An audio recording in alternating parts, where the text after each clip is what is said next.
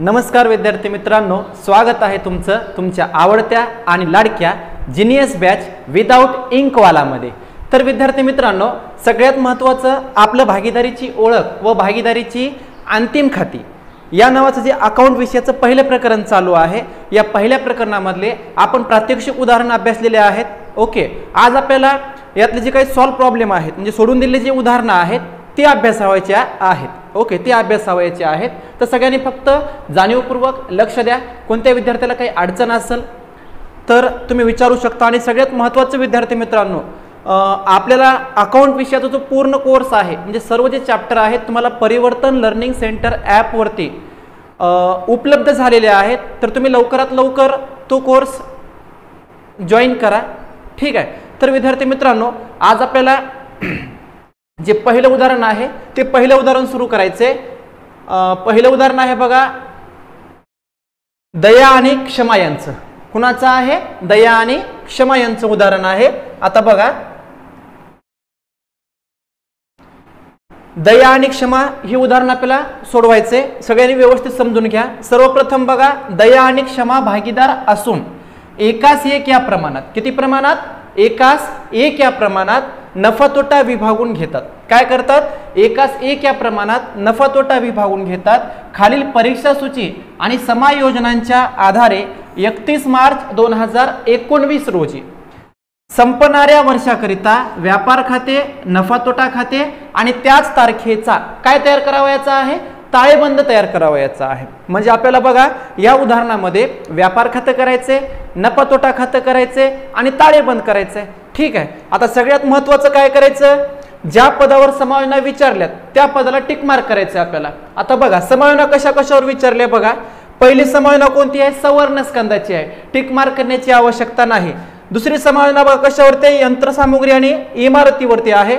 मग इमारत आणि यंत्रसामुग्री या पदाला टिक मार्क करा बघा, ठीक आहे। नंतर पुढची समायोजना कशावर आहे? प्राप्त विपत्रावर आहे। म्हणजे प्राप्त विपत्रात 3000च्या अनादरित विपत्राचा म्हणले। मग आता या प्राप्त विपत्राला टिक मार्क करायचे आणि या प्राप्त विपत्राचा संबंध असते ऋणकोशी, ऋणकोला पण टिक मार्क करायचे। त्याच्यानंतर पुढची समायोजना बघा, दया यांनी स्वतःच्या खाजगी उपयोगासाठी उचल केले। याचा अर्थ ही भागीदाराची वैयक्तिक उचल आहे। ओके, ती परिणाम करूया आपण नंतर। त्याच्यानंतर बघा, बुडीत कर्ज ही समायोजना ऋणकोवरती असते, आपण ऋणकोला टिक मार्क केले। आणि शेवटची समायोजना बघा की 6000चा माल विकलाय परंतु लेखा पुस्तकात त्याची काय नाही, नोंद नाही। म्हणजे ही समायोजना देखील कशावर आहे? विक्रीवर आहे। ओके, तर विद्यार्थी मित्रांनो, ज्या पदावर समायोजना होत्या त्या पदाला आपण काय केल्यात? टिक मार्क केल्यात। आता प्रत्यक्षात आपण उदाहरण सुरू करूया, ठीक आहे। तुम्ही सगळ्यांनी काय करायचे? व्यापार खातं, नफा तोटा खाते आणि त्याच तारखेचा ताळेबंद तयार करायचं आहे। व्यापार खातं कशा प्रकारचं करायचं हे बघा, दया आणि क्षमा यांच्या पुस्तकात व्यापार खाते आणि दिनांक लिहायचा 31 मार्च 2019 रोजी संपणाऱ्या वर्षाकरिता। ओके, या ठिकाणी बघा, सेंटर पासून इकडचे जे कॉलम आहेत, समजा ही कोणती बाजू आहे? नावे बाजू आहे। आणि इकडून इकडची बाजू कोणती आहे? जमा बाजू आहे। ओके, तपशील रक्कम रक्कम, तपशील रक्कम रक्कम या प्रकारचे कॉलम तयार करा। त्याच्यानंतर या प्रकारचं नफा तोटा खातं करा। बघा, नफा तोटा खात्यावर हेडिंग लिहायची, दिनांक लिहायचा 31 मार्च 2019 रोजी संपणाऱ्या वर्षाकरिता, तपशील रक्कम रक्कम, तपशील रक्कम रक्कम आणि या प्रकारचा ताळेबंद तयार करायचा आहे। बघा, दया आणि क्षमा यांचा ताळेबंद 31 मार्च 2019 रोजीचा ताळेबंद मात्र या प्रकारे बघा, ही देयता बाजू रक्कम रक्कम, ही संपत्ती बाजू रक्कम रक्कम। ताळेबंदाला नावे आणि जमा म्हणायचं नाही। तर इकडच्या बाजूला कोणती बाजू म्हणायचं? नावे बाजू म्हणायचं आणि इकडच्या बाजूला कोणती बाजू म्हणायचं? संपत्ती बाजू म्हणायचं, ठीक आहे। मग आता सुरू करायला काय अडचण आहे का? नाही। आता बघा, दया आणि क्षमा भागीदार असून ते एकास एक या प्रमाणात नफा तोटा वाटून घेतात। मग हे दोन भागीदार आहेत, कोण कोण? दया आणि क्षमा। आणि यांचं नफा तोटा वाटपाचं प्रमाण कसं आहे? एकास एक म्हणले। याचा अर्थ आधा तुम्हारा आधा हमारा। ओके, म्हणजे सगळ्यात महत्वाचं बघा, इलाका तुम्हारा धमाका हमारा या प्रकारचं आहे का नाही? आधा तुम्हारा आधा हमारा। मग बघा, सगळ्यात महत्वाची गोष्ट ही 33 पत्रक आहे, त्यालाच परीक्षा सूची म्हणतात। काय म्हणतात? परीक्षा सूची म्हणतात। मग ह्या 33 पत्रकाच्या ही नावे बाजूला बघा आणि तिरीस पत्रकाच्या जमा बाजूला बघा. इथं नावे शिल्लक दिले आणि इथं कोणती शिल्लक दिले, जमा शिल्लक दिले. ओके, मग सगळ्यात महत्वाचं आपण तिरीस पत्रकाच्या नावे बाजूपासून सुरू करूया. ठीक आहे, सुरू करायला कोणाला काही प्रॉब्लेम आहे का? हा, मेकअप केले का सगळे ना? हा, लक्ष द्या आता. मग तर बघा, तिरीस पत्रकाच्या नावे बाजूला पहिलं पद कोणतं आहे? स्कंद आहे. 1/4/2018 म्हणून तारीख दिली आहे का नाही? किती तारीख काढली त्याची? 1/4/2018 आणि त्याची रक्कम किती दिली? 65,000 रुपये दिले. किती दिले? 65,000 रुपये. आता हे स्कंद म्हणजे बघा 1 एप्रिल 2018 रोजीच आहे आणि आपलं वर्ष कधी संपायले गणिताचं? 31 मार्च 2019 संपाले. याचा अर्थ हे सुरुवातीचा स्कंद आहे. कोणता स्कंद आहे? सुरुवातीचा स्कंद आहे, म्हणजे प्रारंभन स्कंद आहे. कोणता स्कंद आहे? प्रारंभन. आणि प्रारंभन स्कंद म्हणलं म्हणजे याला ओपनिंग स्टॉक आपण म्हणतो. ठीक आहे, मग ह्या प्रारंभन स्कंदाचा परिणाम व्यापार खात्याच्या कुठं करायचा? नावे बाजूला करायचा. हो का, हे व्यापार खातं आहे. व्यापार खात्याच्या हो का ह्या डबल रेषेपासून इकडची बाजू जी आहे ही कोणती बाजू आहे? नावे बाजू आहे. आणि या नावे बाजूला लिहायचंय प्रारंभन स्कंद किती रुपये? 65,000 रुपये. झालं इथपर्यंत? ठीक आहे. त्याच्यानंतर पुढचं पद कोणतं आहे? प्राप्त विपत्र आहे. कोणतं आहे? प्राप्त विपत्र. प्राप्त विपत्राला लाडानं काय म्हणायचं माहितीये का? येणे हुंड्या. काय म्हणायचं? येणे हुंड्या. त्याला आपण बिल्स रिसिवेबल देखील म्हणतो. ठीक आहे, मग सगळ्यात महत्वाचं हे प्राप्त विपत्र जे आहे ही एक प्रकारची काय आहे? संपत्ती आहे आणि त्याला आपण टिक मार्क केले आहे का नाही? मग टिक मार्क केल्यावर सगळ्यात महत्वाचं ह्या प्राप्त विपत्राचा परिणाम संपत्ती असल्यामुळे कुठं करायचंय? ताळेबंदाच्या संपत्ती बाजूला करायचं आहे. मग ताळेबंदाची संपत्ती बाजू जी आहे हे का हे ताळेबंद आहे. ही डबल रेषेपासून इकडची बाजू कोणती आहे? देयता बाजू आहे आणि इकडची बाजू कोणती आहे? संपत्ती बाजू आहे. मग संपत्ती बाजूला इनर कॉलम मध्ये काय लिहायचं? प्राप्त विपत्र. इथं आपण घेतले बघा किती रुपये? 28,000 रुपये. इनर कॉलम मध्ये काय घेतलं आपण? कारण का त्याच्यावर काय विचारल्यात? समायोजन विचारल्यात आहे का नाही? समायोजन विचारल्यामुळे आपण काय केलं? इनर कॉलम मध्ये घेतलं. ठीक आहे, आता बघा ह्याच्यावर समायोजन काय काय आहेत? ओय परशा, इकडं बघ समायोजन आली, समायोजना. ठीक आहे, मग सगळ्यात महत्वाचं प्राप्त विपत्रावर काय समायोजन विचारले? असं परशा अवकाळी पावसासारखं करू नको रे, मी समजून सांगायला समायोजन. लक्ष दे इकडे समजून समायोजनाकडे. ठीक आहे, मग बघ आता अवकाळी पाऊस सारखं यालाच चालास यालाच चालास असं नाही करायचं. चांगलं गांभीर्यपूर्वक लक्ष द्यायचं तर समजते चांगल्या प्रकारे. मग बघ आता प्राप्त विपत्रावर समायोजन काय विचारले? प्राप्त विपत्रात 3,000च्या अनादरित विपत्राचा काय आहे? समावेश आहे. अनादरित विपत्र. अनादरित विपत्र म्हणजे विपत्राची म्हणजे एखाद्या ग्राहकाने जर उधारीवर काही खरेदी विक्री म्हणजे केली असेल तर दुकानदार म्हणजे विक्रेता काय करतो? ती रक्कम वसूल करण्यासाठी एक दस्तऐवज लिहितो, एक पत्र लिहितो, त्याला विपत्र म्हणतात. आणि त्या ठराविक तारखेला जर त्या विपत्राचे पैसे दिले नसेल तर त्या विपत्राचं काय झालं म्हणतात? अनादरण झालं म्हणतात. मग अनादरित विपत्र म्हणलं की ही एक समायोजन आहे. अनादरित प्राप्त विपत्र. मग आता अनादरित प्राप्त विपत्र हो का ही समायोजन जे आहे ह्याचे परिणाम किती करायचे बघा? 2 परिणाम करायचे. किती परिणाम करायचे? 2 परिणाम. बघा अनादरित प्राप्त विपत्र पहिला परिणाम कुठे करायचा? ताळेबंदाच्या संपत्ती बाजूला प्राप्त विपत्रातून काय करायचे? वजा करायचे. ताळेबंदाच्या कोण्या बाजूला? संपत्ती बाजूला प्राप्त विपत्रामधून वजा करायचे. आणि दुसरा परिणाम काय सांगितलाय? ताळेबंदाच्याच संपत्ती बाजूला ऋणकोच्या रकमेमध्ये काय करायचे? अधिक करायचे. म्हणजे बघा हे अनादरित प्राप्त विपत्र असते का नाही? हे अनादरित प्राप्त विपत्राचे परिणाम किती करायचे? 2 करायचे. ठीक आहे, वागा लक्ष दे माया. किती परिणाम करायचे? 2. संपत्ती बाजूला प्राप्त विपत्रामधून वजा करायचे. मग सरळ सरळ आपण मोठेपणामध्ये काय केले? प्राप्त विपत्र संपत्ती बाजूला इनर कॉलम मध्ये घेतले. हे ताळेबंद ही संपत्ती बाजू आपण इनर कॉलम मध्ये घेतलं. प्राप्त विपत्र त्याच्यामधून वजा करायचे अनादरित प्राप्त विपत्र. मग अनादरित विपत्र आपण 3,000 रुपये वजा केले तर ह्या प्राप्त विपत्राचे बाहेर किती आलेत? 25,000 रुपये आलेत आहे का नाही? इथपर्यंत समजलं का? ठीक आहे, हे झाला पहिला परिणाम. आणि दुसरा परिणाम कुठे सांगितलाय? ताळेबंदाच्याच संपत्ती बाजूला कशामध्ये अधिक करायचे? ऋणकोच्या रकमेमध्ये अधिक करायचे. मग हा बघ हे ताळेबंदाची संपत्ती बाजू आहे. संपत्ती बाजूला इनर कॉलम मध्ये ऋणको घ्यायचं. ऋणकोची रक्कम किती आहे बघा? विविध ऋणको. ऋणकोची रक्कम आहे 1,32,500 आहे. मग ताळेबंदाच्या संपत्ती बाजूला ऋणकोची रक्कम इनर कॉलम मध्ये लिहायची. किती आहे?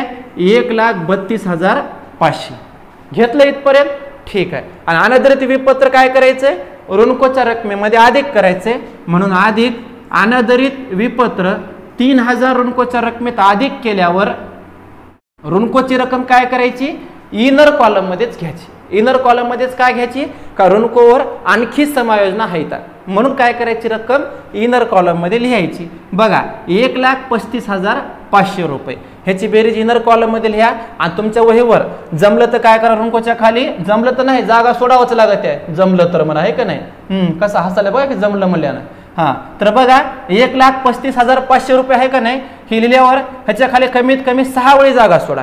किती वेळी जागा सोडा 6 वेळी का ऋणकोवर 2-3 प्रकारच्या समायोजना आहेत ठीक आहे. मग आपण त्या समायोजना लगेच सोडून घेऊया आहे का नाही म्हणजे टेन्शन फ्री. तर बघा आता ऋणकोवर समायोजना कोणत्या कोणत्या आहेत बघा बरं. आता ऋणकोवर समायोजना आपण ही प्राप्त विपत्राची सोडली 4 नंबरची तर नव्हा 5 नंबरची आणि 6 नंबरची आहे बघा. आता 5 नंबरची जी बुडीत कर्जाची समायोजना आहे का नाही बुडीत कर्ज आणि सकनी लक्षात ठेवा हे लय महत्वाचं आहे बरं का. ही समायोजना संबंध लय महत्वाचा आहे. ऋणकोवर जेव्हा समजा अशा एकापेक्षा जास्त समायोजना आल्या का नाही ऋणकोवर अनादरित प्राप्त विपत्राची आली अनोंदित विक्रीची आली आणि बुडीत कर्ज व सकनीची आली ठीक आहे. मग अशा वेळी काय करायचं माहित आहे का तर अशा वेळी ते अनादरित प्राप्त विपत्र आणि अनोंदित विक्री ह्या समायोजना अगोदर सोडून घ्यायच्या. अनादरित प्राप्त विपत्र आणि अनोंदित विक्री ह्या समायोजना काय करायच्या अगोदर सोडून घ्यायच्या आणि शेवटी कोणती समायोजना सोडवायची बुडीत कर्जाची. आता इथं बघा जरी 5 नंबरला बुडीत कर्ज विचारला असेल तरी आपण बुडीत कर्ज सोडवायचं का अगोदर बुडीत कर्जाचा परिणाम करायचा का नाही. तर आधी कोण्या समायोजनेचा परिणाम करायचा ह्या 6 नंबरच्या म्हणजे कोणती आहे ती 6,000चा माल विकलाय परंतु लेखा पुस्तकात त्याची काय नाही नोंद नाही म्हणजे ही अनोंदित विक्री आहे. कोणती विक्री आहे अनोंदित विक्री. मग तुम्हाला समायोजना सांगितल्यात बघा अनोंदित विक्रीचा परिणाम काय करायचा आहे. शेवका ही अनोंदित विक्री आहे अनोंदित विक्रीचे परिणाम किती होणार 2. पहिला परिणाम कुठे सांगितलाय व्यापार खात्याच्या जमा बाजूला विक्रीमध्ये काय करा अधिक करा म्हणले आणि दुसरा परिणाम कुठे सांगितलाय ताळेबंदाच्या संपत्ती बाजूला ऋणकोच्या रकमेमध्ये काय करा म्हणले अधिक करा म्हणले. म्हणजे बघा अनोंदित विक्रीचे परिणाम किती 2. पहिला परिणाम व्यापार खात्यावर जमा बाजूला विक्रीमध्ये काय करायचे अधिक करायचे आणि दुसरा परिणाम कुठे करायचंय ताळेबंदाच्या संपत्ती बाजूला ऋणकोच्या रकमेमध्ये काय करायचे अधिक करायचे. मग आता अगोदर काय करू लागला आपण ऋणको ते घेतले संपत्तीला अगोदर व्यापार खात्याच्या जमाला विक्री घ्यावं लागल. विक्री किती आहे हो का इथं जमा बाजूला 30 पत्रकात विक्री दिली 2,85,500 हे काय करायचे व्यापार खात्याच्या जमाला इनर कॉलम मध्ये लिहायचे. हे का हे व्यापार खात्याची ही जमा बाजूला इनर कॉलम मध्ये आपण घेतलं विक्री 2,85,500 रुपये घेतले का हो का 2,85,500 त्याच्यामध्ये अधिक अनोंदित विक्री किती रुपये आहे 6,000 रुपये आहे 6,000 रुपये अधिक केले त्याची बेरीज किती आली 2,91,500 रुपये आले. ओके विक्रीमध्ये अधिक केल्या. आणखी एक काम करा विक्रीमध्ये अधिक केली आपण अनोंदित विक्री किती रुपये होती 6,000 रुपये होती ती आपण अधिक केले. आता विक्री परत दिल्या का बघा लगेच ही विसरून जाते नसतं आहे का नाही. विक्री परत किती दिल्या बघा 2,000 रुपये दिले. मग ही विक्री परत देखील काय करा विक्रीमधून वजा करा. अनोंदित विक्री आपण अधिक केली 2,91,500 त्याच्यामधून वजा विक्री परत 2,000 रुपये जर आपण वजा केले तर बाहेर किती आले विक्रीचे 2,89,500 रुपये. म्हणजे अनोंदित विक्री पहिला परिणाम काय केला आपण व्यापार खात्याच्या जमाला विक्रीमध्ये अधिक केल्या. विक्री घेतला इनर कॉलम मध्ये अधिक अनोंदित विक्री अधिक केलं त्याच्यामधून समजा वजा विक्री परत केलं विक्रीची रक्कम बाहेर किती आली 2,89,500. आता हे जे 6,000 रुपये आहेत अनोंदित विक्रीचे दुसरा परिणाम कुठे सांगितलाय ताळेबंदाच्या संपत्ती बाजूला ऋणकोच्या रकमेमध्ये काय करायचे अधिक करायचे. मग हो का हे ताळेबंद आहे ताळेबंदाची ही संपत्ती बाजू आहे. संपत्ती बाजूला आपण इनर कॉलम मध्ये ऋणको घेतला 1,32,500 त्याच्यामध्ये अधिक अनादरित विपत्र 3,000 त्याच्यामध्ये आणखी अधिक काय करायचे अनोंदित विक्री 6,000 रुपये. आता 6,000 रुपये अधिक केले अनोंदित विक्रीचे ह्याची बेरीज किती आल्या बघा 1,41,500 रुपये आले. किती रुपये आले 1,41,500 ती इनर कॉलम मध्येच लिहा. कुठे लिहा इनर कॉलम मध्ये लिहा ठीक आहे. आता ही झाली समजा अनोदित विक्रीची समायोजना. किती नंबरची? 6 नंबरची झाली. आता सोडवायची 5 नंबरची समायोजना. आता 5 नंबरची समायोजना काय सांगितलं बघा ऋणकोवर. बुडीत कर्ज 1800 अपलेखित करून ऋणकोवर 5% प्रमाणे बुडीत व संशयित कर्ज निधीची काय करा? तरतूद करा. म्हणजे बघा 1800 बुडीत कर्ज काय करायचं? ऋणकोतून अपलेखित करायचे. अपलेखित करायचे म्हणजे काय करायचं माहित आहे का? वजा करायचे. माहिती नसल, समजत नसल तर हो काही समायोजना बघा. नवीन बुडीत कर्ज. नवीन बुडीत कर्ज म्हणलं किती परिणाम होतात? 2, जे की समायोजनेमध्ये विचारतात बघा. पहिला परिणाम काय सांगितलाय? ताळेबंदाच्या संपत्ती बाजूला ऋणकोच्या रकमेतून काय करा? वजा करा. आणि दुसरा परिणाम काय सांगितलाय? नफा तोटा खात्याच्या नावे बाजूला जुन्या बुडीत कर्जामध्ये काय करा? अधिक करा. ठीक आहे. हे झालं 2 परिणाम समजले. पण कधी कधी काय होते? जुन्या सकनीची रक्कम जास्त असते. मग अशा वेळी काय करायचं असते? नफा तोटा खात्याच्या जमाला जुन्या संशयित कर्ज निधीमधून काय करावं लागते? ही बुडीत कर्ज वजा करावं लागते. पण कधी? कभी कभी. ओके. हा, मग समजून घ्या. आता आपल्याला फक्त हे 2च परिणाम लक्षात ठेवायचे. संपत्ती बाजूला ऋणकोतून वजा करायचे आणि नफा तोट्याच्या नावेला जुन्या बुडीत कर्जामध्ये अधिक करायचे. मग हो का, ही ताळेबंदाची संपत्ती बाजू आहे. संपत्ती बाजूला वजा नवीन बुडीत कर्ज 1800 रुपये. 1,41,500 मधून 1800 वजा केले. किती रुपये उरले बघा? 1,39,700 रुपये उरले. किती उरले? 1,39,700 रुपये उरले. आता काय करायचे? 1,39,700 वर 5% काय काढायचं आहे? सकनी काढायचं आहे. किती टक्क्यानं काढायचं सकनी? 5%. मग 1,39,700 वर्किंग नोट मध्ये घ्या. 1,39,700 वर्किंग नोट मध्ये घ्या आणि त्याच्यावर जे सकनी काढायचं आहे. सकनी हे नवीन सकनी असते बरं का. 5% काढायचं आहे. 5% कसा काढायचा बघा? गुणिले 5 भागिले 100. हे 2 शून्य कटले, 2 शून्य कटले. 5 7 35, हातच्या आले 3. 5 न 45 आणि 3 किती झाले? 48.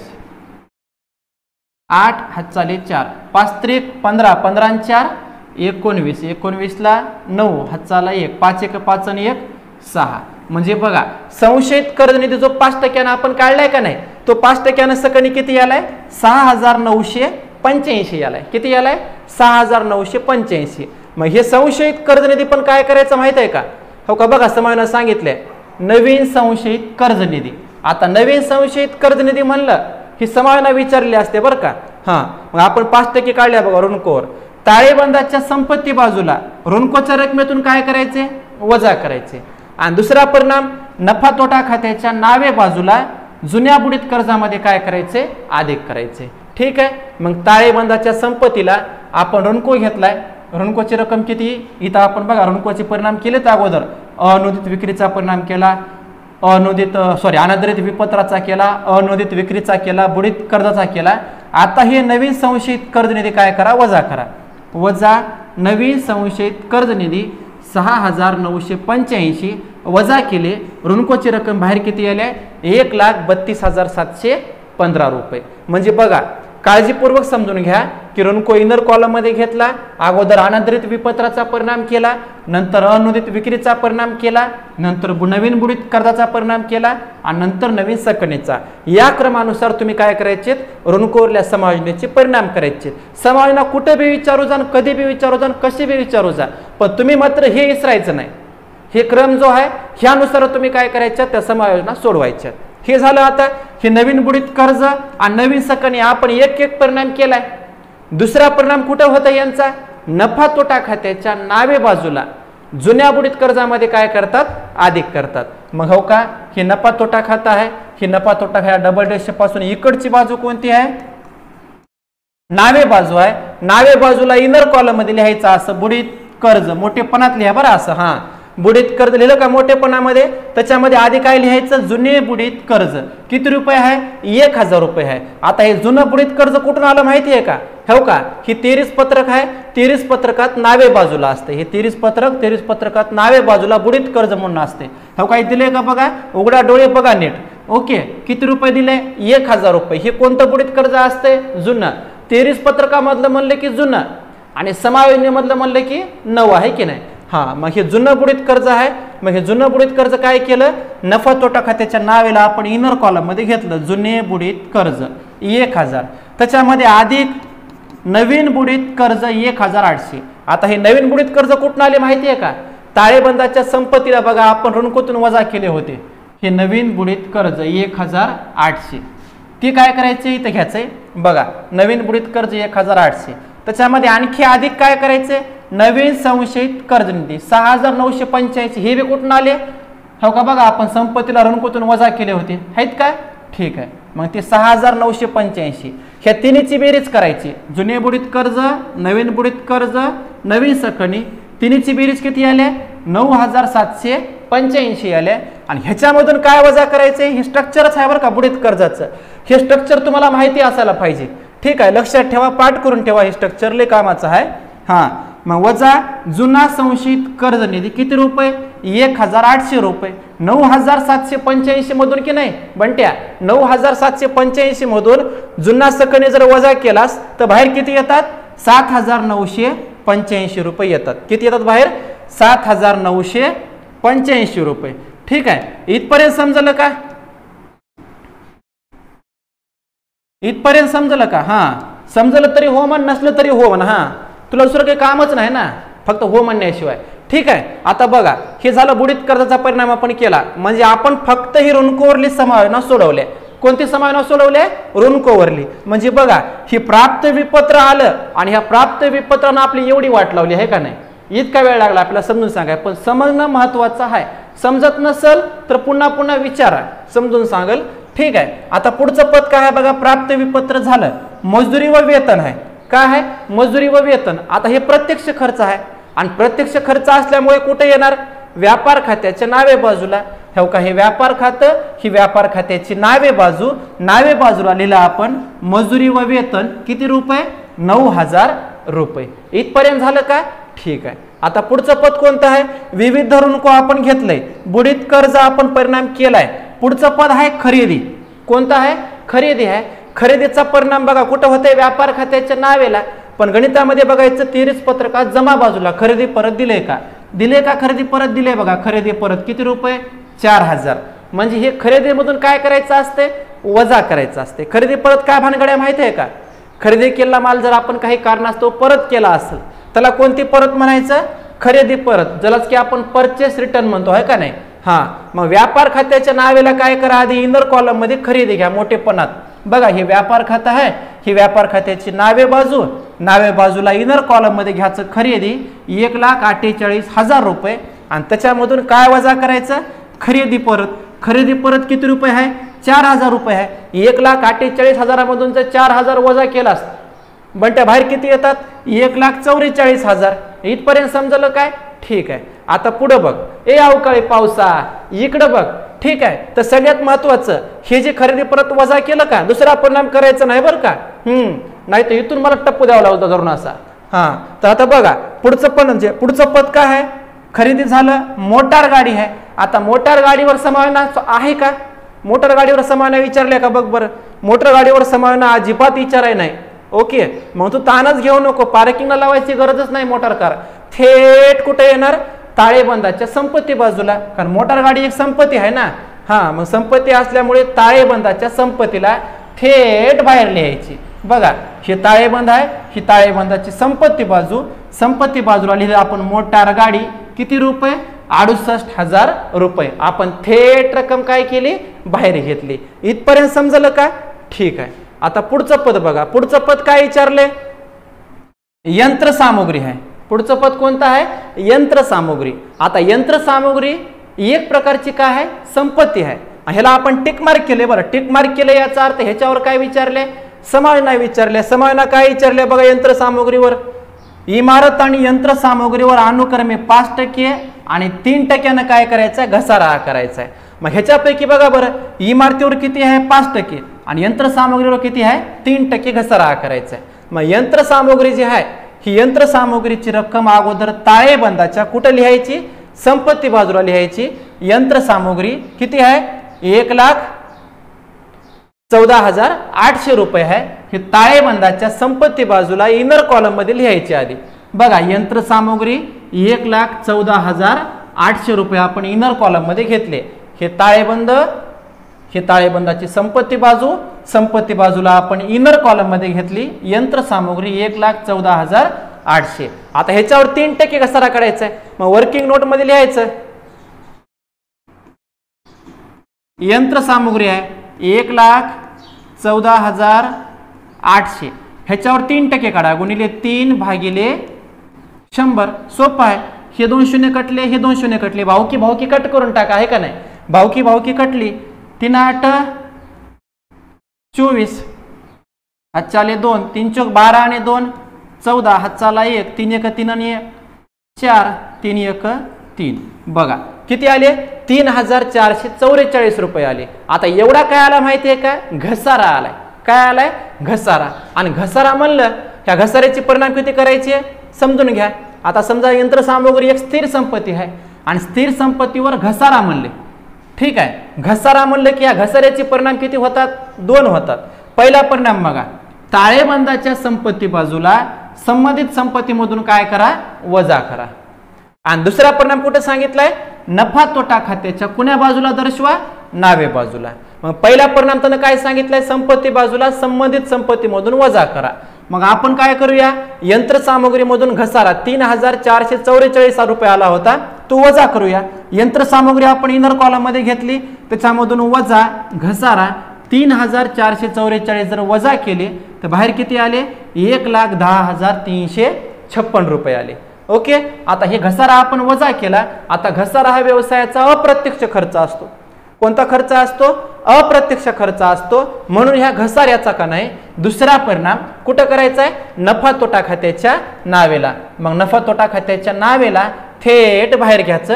हे का, हे नफा तोटा खाता आहे आणि हे नफा तोटा खात्याची नावे बाजूला लिहायचं यंत्रावर घसारा किती रुपये, 3,444 रुपये. इथपर्यंत झालं. ठीक आहे. आता पुढचं पद बघा. पुढचं पद कोणतं विचारलंय, पुढचं पद बघा. पुढचं पद विचारले अंकेक्षण शुल्क. ह्याला हिशोब तपासणी शुल्क, हिशोबनीसाची फी ह्याला असे म्हणतात. हा ऑडिट चार्ज ज्याला आपण म्हणतो. मग सगळ्यात महत्वाचं अंकेक्षण शुल्क एक प्रकारचा अप्रत्यक्ष खर्च आहे. मग ह्याचा परिणाम कुठं होणार, नफा तोटा खात्याच्या नावेला. हे का, हे नफा तोटा खातं, नफा तोटा खात्याची ही नावे बाजूला लिहायचं अंकेक्षण शुल्क 1,200 रुपये. त्याच्यानंतर पुढचं पद कोणतं आहे बघा. पुढचं पद विचारले विक्री परतचा आपण परिणाम केलाय. त्याच्यानंतर पुढचं पद कोणतं आहे, कसर आहे. कोणतं आहे, कसर आहे. ओके. आता कसर कोण्या बाजूला दिले, तिरीच पत्रकात नावे बाजूला बी दिले आणि जमा बाजूला बी दिले. मग एक लक्षात ठेवा, असले कसर आहे का नाही, नावे बाजूला आले आणि जमा बाजूला बी आले. ध्यानात ठेवायचं, नावेची कसर म्हणजे काय असते, दत्त कसर असते. आणि जमाची कसर कोणती असते, प्राप्त कसर असते. ओके. मग हे खर्च होय आणि हे काय होय, उत्पन्न होय. मग आता हे खर्च असल्यामुळे नफा तोटा खात्याच्या कुठे येणार, नावेला येणार. म्हणजे नावेची कसर नावेला घ्यायची, जमाची कसर जमाला घ्यायची. ओके. हे नफा तोटा खातं, त्याची ही नावे बाजू आलेली आपण बघा. कसर किती रुपये, 2,300 रुपये. ठीक आहे. त्याच्या पुढचं पद, आता पुढचं पद काय आहे, इमारत आहे. आता इमारत एक प्रकारची काय आहे, संपत्ती आहे. संपत्ती आहे का नाही, त्याच्यावर आपण टिक मार्क केले का नाही. मग ह्याच्यावर काय आहे, समायोजन आहे. टिक मार्क केले म्हणजे काय आहे, समायोजन आहे. समायोजना काय विचारले बघा. ओय परशा, समायोजना आली बघ, समायोजना आहे का नाही, आली का, हा आली बघ. इमारतीवर किती टक्क्याने विचारलाय घसारा, 5% विचारलाय. मग इमारत आधी काय करा, ताळेबंदाच्या संपत्तीला इनर कॉलम मध्ये घ्या. हे बघा, हे ताळेबंद आहे, ही ताळेबंद, हा हे ताळेबंद आहे, ही ताळेबंदाची संपत्ती बाजू आहे.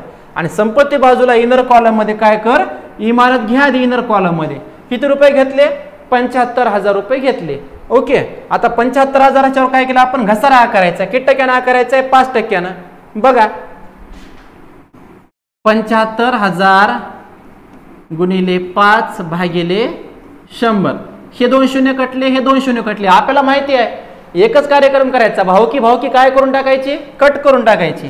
हा 5 0 0, 5 5 25, हातचे आले 2, 5 7 हा 35 आणि 2 37. किती झाले, 3,750 रुपये.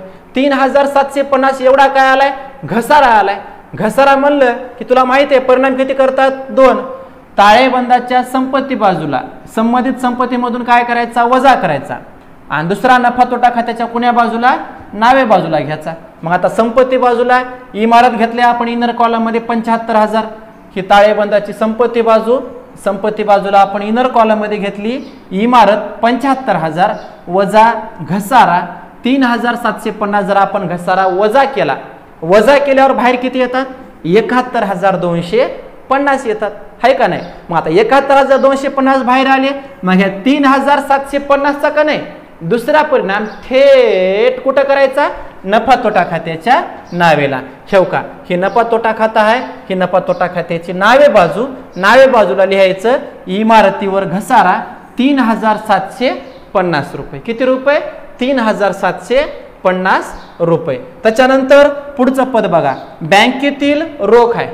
कुठली रोख आहे? बँकेतील रोख आहे. म्हणजे एक प्रकारची संपत्ती आहे आणि संपत्ती असल्यामुळे थेट कुठे घ्यायची? ताळेबंदाच्या संपत्ती बाजूला. हो का हे ताळेबंद, ताळेबंदाची ही संपत्ती बाजू. संपत्ती बाजूला लिहायचं बँकेतील रोख किती रुपये? 12,000 रुपये. ताळेबंद आहे बरं का हे. ताळेबंदाच्या कोण्या बाजूला? संपत्ती बाजूला. संपत्ती बाजूला काय लिहायचं? बँकेतील रोख किती रुपये? 12,000 रुपये. त्याच्यानंतर पुढची समायोजन बघा महत्वाची आहे का नाही? 10% गुंतवणूक म्हणले. किती टक्के गुंतवणूक म्हणले? 10% गुंतवणूक म्हणले. गुंतवणुकीला लाडानं म्हणतात विनियोग. गुंतवणुकीला लाडानं काय म्हणायचं?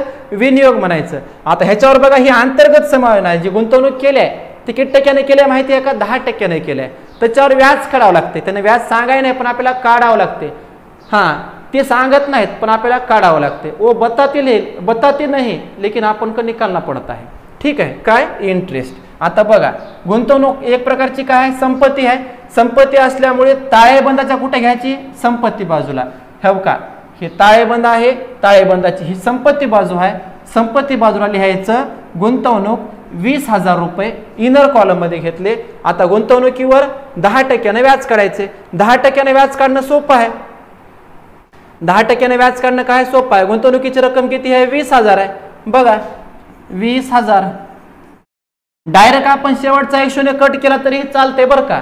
आणि डायरेक्ट असं 10% जरी काढलास तू गुणले 10 भागिले 100 करून जरी काढलास तुला काय पुरस्कार मिळणार नाही. हे शून्य कटला, हे शून्य कटला, हे शून्य कटला आणि हे कटला. किती आले? 2,000 रुपये. आता गुंतवणूक एक प्रकारची संपत्ती आहे आणि संपत्तीवर जे व्याज आहे बघा गुंतवणुकीवर व्याज हे समायोजन काय सांगितले परिणाम बघा. पहिला परिणाम ताळेबंदाच्या संपत्ती बाजूला गुंतवणुकीच्या रकमेमध्ये काय करायचं असते? अधिक करायचं असते. संपत्तीवरचं व्याज म्हणलं की संपत्तीमध्ये काय करतात? अधिक करतात. आणि दुसरा परिणाम कुठं करतात? नफा तोटा खात्याच्या जमा बाजूला. मग बघा पहिला परिणाम आपण संपत्ती बाजूला गुंतवणूक घेतले. ओके गुंतवणूक किती घेतली आपण? 20,000 अधिक व्याज 2,000 रुपये व्याज आपण अधिक केले. बाहेर किती आले? 22,000. आता हे गुंतवणुकीवरचं व्याज म्हणजे संपत्तीवरचं व्याज. संस्थेचं काय असते? उत्पन्न असते, इन्कम असते. म्हणून ते कुठे घेणार? नफा तोटा खात्याच्या नावे बाजूला. ठेव का सॉरी नफा तोटा खात्या जमा बाजूला. हे नफा तोटा खातं, नफा तोटा खात्याची ही जमा बाजू. मग जमा बाजूला लिहायचे गुंतवणुकीवर व्याज किती रुपये? 2,000 रुपये. इथपर्यंत समजलं का? ठीक आहे. आता काय करायचंय? पुढे बघा पुढचं पद काय आहे? जाहिरात आहे आणि कंसामध्ये सांगितले 9 महिन्यासाठी. म्हणजे जाहिरात केले बरोबर, जाहिरातीची रक्कम दिले पण किती महिन्यासाठी दिले? 9 महिन्यासाठी दिले. आणि आपल्याला माहिती आहे आपलं जे गणित असते ते पूर्ण एका आर्थिक वर्षापुरतं असते म्हणजे 12 महिन्याकरता असते. ओके पण त्यांनी जे जाहिरात दिली ती फक्त किती महिन्याची दिले? 9 महिन्याची दिले. म्हणजे पूर्ण वर्षाची भरती होण्यासाठी बघा अजून किती महिन्याची जाहिरात बाकी आहे? 3 महिन्याची. बघा ना 9 महिन्याची दिली म्हणजे पूर्ण 12 महिन्याची जाहिरात होण्यासाठी किती महिने कालावधी बाकी आहे? 3 महिन्याचा कालावधी बाकी आहे. मग आता एक काम करायचंय देणे बाकी जाहिरात आहे. इथं 9 महिन्याची दिली आहे म्हणजे टोटली 12 महिन्याची द्यायला पाहिजे पण दिली आहे किती महिन्याची? 9 महिन्याची. याचा अर्थ अजून 3 महिन्याची जाहिरात काय आहे माहिती आहे का? अदत्त आहे. अदत्त म्हणजेच काय आहे? देणे बाकी आहे. ओके मग ही अदत्त जाहिरात कशी काढायची ती बघा. जाहिरातीची रक्कम किती दिली? 4,500 दिली. वर्किंग नोट मध्ये लिहा 4,500. दिले किती महिन्याची? 9 महिन्याची. मग 9 न भागा, 9 1 9, 9 5 45, 9 0 0 9 0 0. किती रुपये आले? 500 रुपये आले. ओके. आता हे 500 रुपये जे आहेत हे किती महिन्याचे आहेत? एका महिन्याचे आहेत. पण त्याने दिले फक्त किती महिन्याची? 9 महिन्याची. म्हणजे अजून आपल्याला किती महिन्याची द्यायची बाकी आहे? 3 महिन्याची बाकी आहे. एका महिन्याची 500, तर 3 महिन्याचे किती होतात बघा बरं? 1500 रुपये. किती रुपये होतात? 1500 रुपये होतात. मग आता काय करायचंय? हे जे देणे बाकी जाहिरात आहे, आदत्त जाहिरात आहे, ह्याचा परिणाम काय करायचा? नफा तोटा खात्याच्या नावे बाजूला जाहिरातीच्या रकमेमध्ये काय करायचे? अधिक करायचे. बघा, हे नफा तोटा खाता आहे. ही नफा तोटा खात्याची नावे बाजूला इनर कॉलम मध्ये लिहिलं आपण मोठेपणात जाहिरात 4500 रुपये घेतलं, आहे का नाही? बघ कसं बाकीचे लेकर टुकुर टुकुर टुकुर बघालेत, आहे का नाही? हा, समजाले का माय? हा, ठीक आहे. जाहिरात घेतली आपण इनर कॉलम मध्ये 4500, त्याच्यामध्ये अधिक आदत्त जाहिरात किती रुपये? 1500 रुपये. बब्या आता लक्ष दे इकडं, 1500 जर तू अधिक केलास का नाही, बाहेर किती रुपये येतात? 6000 रुपये येतात. आलं का ध्यानात? ठेव मनात. ठीक आहे. आता पुढे बघ, ही आदत्त जाहिरात अधिक केल्यावर ह्याचा दुसरा परिणाम कुठं करायचा ते बघा. पण हे तुला समजण्यासाठी काय करावं लागेल? माझ्याकडे बघावं लागेल, आहे की नाही? पावडर लावून आलो ना आज मी. हा, आता बघ, आदत्त खर्च म्हणलं की आदत्त खर्चाचे परिणाम किती करायचे? 2 करायचे. आदत्त खर्चाचे परिणाम हे बघ, आदत्त खर्च किंवा देणे बाकी खर्च. पहिला परिणाम काय करायचा? व्यापार किंवा नफा तोटा खात्याच्या नावे बाजूला त्या संबंधित खर्चामध्ये काय करायचे? अधिक करायचे. आणि दुसरा परिणाम ताळेबंदाच्या देयता बाजूला. मग आदत्त जाहिरात आपण काढली 3 महिन्याची, किती रुपये? 1500 रुपये काढली. ती आधी काय करायचं? जाहिरातीमध्ये अधिक करायची. आपण जाहिरातीमध्ये अधिक केली, हो का? जाहिरात लिहिली नफा तोटा खात्याच्या नावेला, त्याच्यामध्ये अधिकच्या 1500 रुपये, बाहेर आली 6000. मग ह्या 1500 रुपयाचा दुसरा परिणाम का नाही कुठं करायचा आहे? नफा तोटा खात्याच्या ताळेबंदाच्या देयता बाजूला करायचा आहे. हे बघ, हे ताळेबंद आहे आणि ही ताळेबंदाची देयता बाजू आहे. वरी जागा सोडा, दया आणि क्षमा. नसता म्हणायचं दया कुछ तो गडबड है. हा, असं नवं माय, अकाउंट विषय होय, उग नवं. ठीक आहे. मग आता हे देयता बाजूला काय करायचं? जागा सोडायची. जवळपास 12 वळी जागा सोडायची बापू. किती वळी जागा सोडायची? 12 वळी. आणि त्याच्यानंतर लिहो पुढच्या वळीमध्ये आदत्त जाहिरात किती रुपये? 1500 रुपये. इथपर्यंत आलं का ध्यानात? ठीक आहे. आता पुढचं पद बघ. पुढचं पद काय विचारले बघ? पुढचं पद काय सांगितले? अधिकार शुल्क म्हणले. पुढचं काय म्हणले? अधिकार शुल्क. किती रुपये आहे अधिकार शुल्क? 3000 रुपये आहे. आता ह्याला रॉयल्टी चार्ज म्हणतात की नाही? रॉयल्टी देखील म्हणतात. मग हे एक प्रकारचा प्रत्यक्ष खर्च आहे आणि प्रत्यक्ष खर्च असल्यामुळे ह्याचा परिणाम कुठं करायचा? व्यापार खात्याच्या नावे बाजूला. हो का? हे व्यापार खात्याच्या नावेला घ्यायचं. इकडे नावे बाजूला अधिकार शुल्क 3000 रुपये. इथपर्यंत झालं? ठीक आहे. आपण काय केल्या? हे 30 पत्रकाच्या नावे बाजूच्या पदांचे परिणाम केल्या. हा, आता आपल्याला कोण्या बाजूचे परिणाम करायचे? जमा बाजूचे. जमा बाजूला बघ, पहिलं पद काय आहे?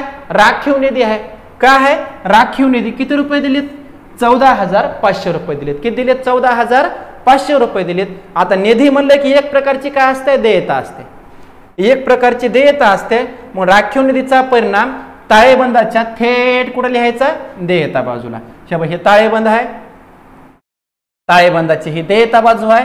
देयता बाजूला लिहायचं राखीव निधी 14500 रुपये. ठीक आहे. डायरेक्ट बाहेर लिहायचं बरं का. हा, आता पुढचं पद काय आहे? भांडवल आहे. दया आणि क्षमा. ओके. आता दया आणि क्षमा यांचं भांडवल आहे. हे भांडवल स्ट्रक्चर नुसार देयता बाजूला लिहायचं. आता स्ट्रक्चर कसलं असते भांडवलाचं बघा. ठेव का? देयता बाजू ताळेबंदाची. हो का? हे ताळेबंद, हे ताळेबंदाची देयता बाजू. देयता बाजूला छानपैकी लिहायचं असं भांडवल खाते, त्याला अंडरलाईन करायची. त्याच्यामध्ये लिहायचं पहिलं भांडवल कोणाचं आहे? दयाचं आहे. दयाचं नाव घेतलं आपण. ठीक आहे. आणि इंदर कॉलम मध्ये काय करायचं? भांडवल लिहा 1,60,000. त्याच्या खाली 4-5 वेळी जागा सोडा. त्याच्यावर वेगवेगळ्या शुद्ध नफा तोटा, उचल असेल, भांडवलावरचे व्याज असेल, ह्याचे परिणाम करण्यासाठी. नंतर पुढे भांडवल लिहायचं क्षमा यांचं. किती आहे? 1,20,000. त्याच्या खाली पण जागा सोडा. ठीक आहे. भांडवल झालं. नंतर पुढचं पद कोणतं आहे? धनको आहे. धनको एक प्रकारची देयता आहे. धनकोला पर्याय नाव उत्तमर्ण आहे. धनकोला पर्याय नाव काय आहे? उत्तमर्ण. ओके. मग एक प्रकारची देयता आहे. देयता असल्यामुळे धनको कुठे येणार? ताळेबंदाच्या देयता बाजूला. हो का? हे ताळेबंद हे ताळेबंद, ताळेबंदाची ही देयता बाजू, देयता बाजूला लिहायचं धनको 98,000 रुपये. त्याच्यानंतर पुढचं पद कोणतं आहे? अदत्त मजुरी. आता ही अंतर्गत समायोजनाने डायरेक्ट आले. ओके, मग ह्या समायोजनाचा परिणाम किती होणार? एकच होणार. तुम्ही मजुरीमध्ये अधिक करायचं म्हणसाल तसं नवम आहे. हा, अदत्त मजुरी डायरेक्ट एकच परिणाम होणार, तो पण कुठं? ताळेबंदाच्या देयता बाजूला. हो का, हे ताळेबंद आहे, ताळेबंदाची ही देयता बाजू आहे. मग देयता बाजूला लिहायचं अदत्त मजुरी किती रुपये? 700 रुपये. ठीक आहे. त्याच्यानंतर पुढचं पद कोणतं आहे? हे संशयित कर्ज निधी आपण घेतलंय का? घेतलंय, वजा केले आपण तेव्हा. विक्री घेतलंय, अदत्त मजुरी झालं, खरेदी परत झालं. शेवटचं काय आहे? कसर आहे. किती रुपये आहे? 1800 रुपये आहे. मग ही कसर काय केली आपण? 30 पत्रकात जमा बाजूला दिले. मग जमा बाजूला दिले म्हणल्यावर ह्या कसरीचा परिणाम कुठं करायचा? कुठं करायचा? नफा तोटा खात्याच्या जमा बाजूला. हो का, हे नफा तोटा खातं, नफा तोटा खात्याची ही जमा बाजू, जमा बाजूला लिहायचं हे नफा तोटा खात्याची जमा बाजू, जमा बाजूला प्राप्त कसर 1800 रुपये. इथपर्यंत झालं. मला वाटते आपण 30 पत्रकातल्या नावे बाजूचे आणि जमा बाजूच्या सगळ्या पदाचे काय केलेत? परिणाम केलेत. इथपर्यंत समजलं काय?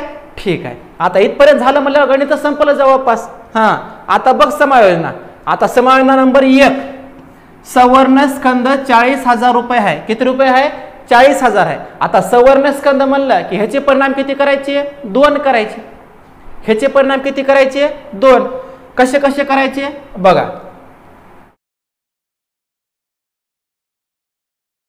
सवर्ण स्कंद पहिला परिणाम कुठे सांगितलाय? व्यापार खात्याच्या जमा बाजूला दर्शवा.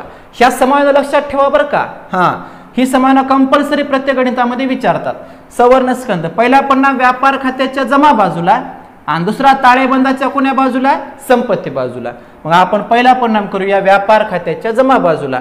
हे बघा, हे व्यापार खातं आहे, व्यापार खात्याची ही जमा बाजू आहे. जमा बाजूला लिहायचं सवर्ण स्कंद किती होय? 40,000 रुपये. हे झाला पहिला परिणाम. आणि दुसरा परिणाम कुठं करायचा आहे? ताळेबंदाच्या संपत्ती बाजूला. हो का, हे ताळेबंद आहे, ताळेबंदाची ही संपत्ती बाजू, संपत्ती बाजूला लिहायचं सवर्ण स्कंद किती रुपये? 40,000 रुपये. इथपर्यंत झालं. ठीक आहे. आता समायोजना कोणती राहिले? 1 नंबर सोडवली, 2 नंबर सोडवली, 3 झाली, 4 नंबरची राहिल्या बघा फक्त. 5 आणि 6 पण झाल्यात. दया यांनी स्वतःच्या खाजगी उपयोगासाठी 1,000चा माल उचलला आणि लेखा पुस्तकात त्याची काय केलं नाही? नोंद केली नाही. त्याला ध्यानच नाही ना. दया कुछ तो गडबड आहे. ओके, मग सगळ्यात महत्वाचं त्यानं काय केलंय? 1,000 रुपयाची उचल केलाय आणि नोंदच केली नाही. मग क्षमा काय म्हणणार? दया कुछ तो क्या आहे? गडबड आहे. मग हे काय होय? माय ही उचल होय. ही त्या भागीदाराची काय होय? उचल होय. आणि उचल म्हणल्यावर तुम्हाला माहिती आहे जड आहे म्हणायचं नाही. हा, ही भागीदाराची उचल होय बापू. हा, 1,000 रुपये उचल आहे, वैयक्तिक उचल. आणि वैयक्तिक उचल म्हणलं तेव्हा त्याचे परिणाम असे करावे लागतात. काय सांगितले? भागीदाराची वैयक्तिक उचल. कारण दया यांनी स्वतःच्या खाजगी उपयोगासाठी म्हणलंय ना, पर्सनल यूजसाठी. ओके, मग बघा पहिला परिणाम काय सांगितलाय? व्यापार खात्याच्या कुठे घ्या? जमा बाजूला घ्या. आणि दुसरा परिणाम कुठे सांगितलाय? ताळेबंदाच्या का नाही? देयता बाजूला भागीदाराच्या भांडवलामधून काय करा म्हणले? वजा करा म्हणले. मग आपण मोठेपणामध्ये काय करूया? व्यापार खात्याच्या जमाला घेऊया. हे व्यापार खातं, ही व्यापार खात्याची जमा बाजू. बघा, दया यांची वैयक्तिक उचल किती रुपये? 1,000 रुपये. हे झाला पहिला परिणाम. आणि दुसरा परिणाम कुठं करायचा? ताळेबंदाच्या देयता बाजूला. हो का, हे ताळेबंद आहे, ताळेबंदाची देयता बाजू त्या दयाच्या भांडवलामधून वजा करायचे. भांडवल लिहिला आपण, 3 वेळी जागा सोडा, त्याच्या खालच्या वेळेला ह्या वजा उचल, वैयक्तिक उचला 1,000 रुपये इनर कॉलम मध्ये लिहून ठेवा फक्त. ठीक आहे. चला आता पुढचं. समायोजना सगळ्या संपल्या का? सगळ्या समायोजना संपल्यात. आता एका एका खात्याची आपल्याला वाट लावायची आहे. आता कशी वाट लावायची बघा. ही व्यापार खातं आहे. हे कोणतं खातं आहे? व्यापार खातं. ही नावे बाजू, ही जमा बाजू. मग तुम्ही उघड्या डोळ्यांनी बघायचं, निरीक्षण करायचं कोण्या बाजूची बेरीज जास्त आहे. आता ही व्यापार खात्याच्या जमाची बेरीज जास्त आली बघा. किती आली? 3,30,500 आले. किती आले? 3,30,500. आणि व्यापार खात्याच्या नावेची बेरीज जर केली तर किती आले? 2,21,000 आले. मग बघा, ज्या बाजूची बेरीज जास्त आली ती एकदम अशी शेवटी लिहायची आणि ज्या बाजूची बेरीज कमी आली तिथे ज्या ठिकाणी ते पद लिहायचे संपलेत का नाही तिथंच लिहायचं. आता ह्या गणितामध्ये साहजिकच आहे, व्यापार खात्यावर कोणती शिल्लक आहे? जमा शिल्लक आहे. कोणती शिल्लक आहे? जमा शिल्लक आहे. जमा शिल्लक म्हणजे जमाची बेरीज जास्त आहे आणि नावेची बेरीज कमी आहे. मग जेव्हा व्यापार खात्याच्या जमा बाजूची बेरीज जास्त असते, नावे बाजूची बेरीज कमी असते, तेव्हा व्यापार खात्यावर काय होते? ढोबळ नफा होते. मग ढोबळ नफा कसा काढतात? हे 3,30,500 मधून 2,21,000 वजा केले, दोन्ही मधला फरक किती आला? 1,09,500. हे व्यापार खात्याच्या नावेला लिहायचा ढोबळ नफा, नफा तोटा खात्याला स्थलांतरित. मग आता इकडल्या बाजूची बेरीज किती येणार? 3,30,500 समोरासमोर लिहायच्या बेरजा ह्या. इथपर्यंत झालं. ही 1,09,500 कशा आले माहिती आहे का? ह्या बेरजेमधून ही बेरीज वजा केली आणि ही एवढा ढोबळ नफा आला. ढोबळ तोटा कधी येते?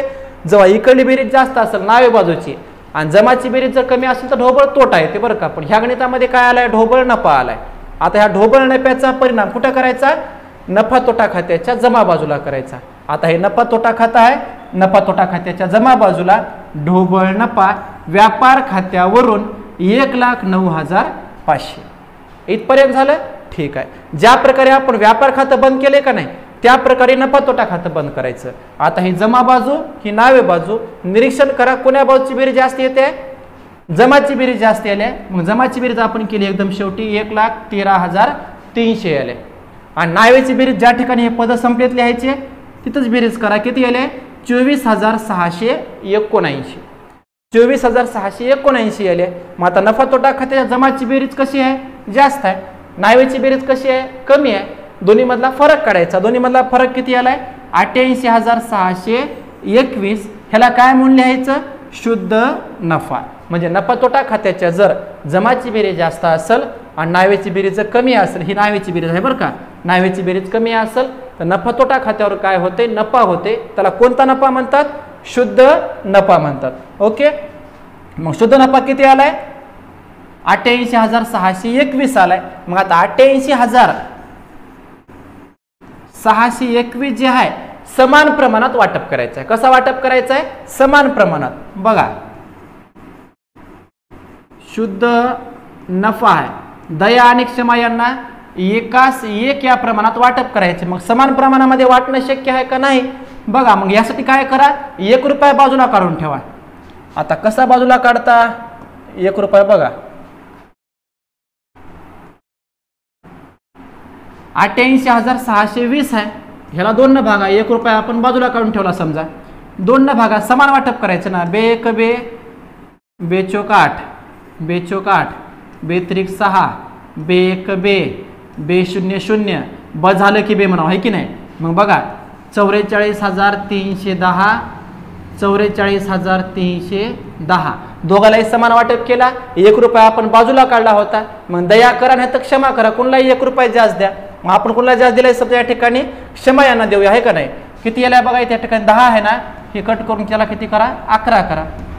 ओके 44,311. आता हे शुद्ध नफा इनर कॉलम मध्ये हो का या प्रकारे वाटप करायचं.